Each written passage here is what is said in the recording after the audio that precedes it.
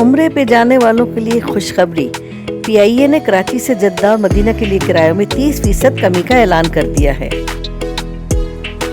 तर्जुमान के मुताबिक कराची से जद्दा और मदीना के लिए एक तरफा किराया 56,000 बशमूल टैक्स कर दिया गया है। कराची से जद्दा और मदीने का 2 तरफा किराया 88,000 बशमूल टैक्स कर दिया गया। रियायती किरायों के टिकट 31 अगस्त 2024 तक जारी कराए जा सकेंगे।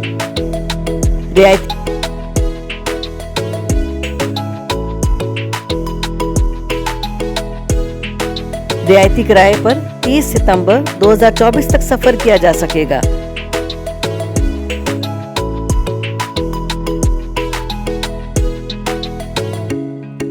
रियायती किराए फौरी तौर पर नाफिजुल अमल होंगे।